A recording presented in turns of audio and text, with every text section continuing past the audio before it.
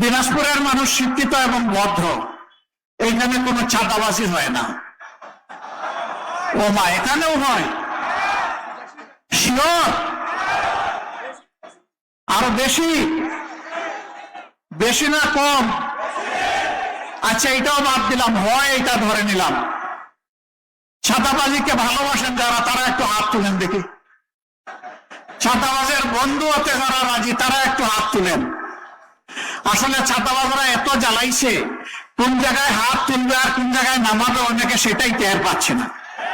চাঁদা নিয়ে মানুষকে দিশাহারা করে ফেলেছে।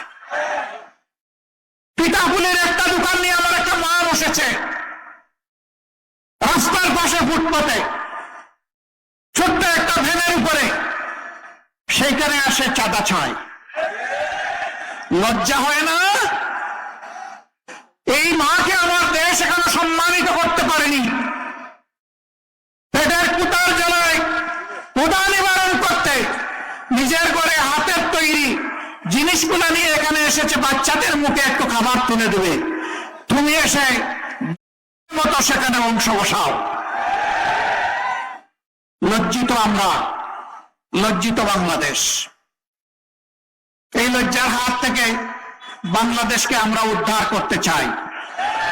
ইনশাআল্লাহ আমরা পারবো, কারণ আমরা ঘোষণা করেছি চাঁদা আমরা নেই না এবং কোন চাঁদাবাজকে আমরা চাঁদা নিতে দেব না। যারা নেয় না তারা এই কথা বলতে পারবে, যারা নেয় তারা এই কথা বলার কোন সাহস রাখে না। আমরা বলেছি সব ধরনের দুর্নীতি বন্ধ হবে। দুর্নীতি আমরা তো করবই না, করার প্রশ্নই উঠে না। এই সোনার বাংলাদেশে আর কাউকে দুর্নীতি করতে দেওয়া হবে না। মুশকিলে পড়েছে এখন দুর্নীতিবাজ আর চাঁদাবাজরা। বলে যে জামাতের আমির বলে কি, আমরা এখন যাবে কোথায়, আমরা খাবো কি?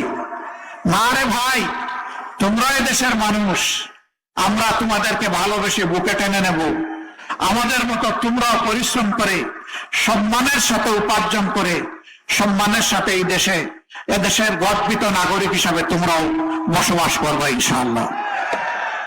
এই জন্য যত ধরনের সহায়তা তোমাদেরকে দেওয়া দরকার সব দেওয়া হবে। তবু আল্লাহর রাস্তায় বলবো, চাঁদা তোমরা নিও না, দুর্নীতি তোমরা করো না।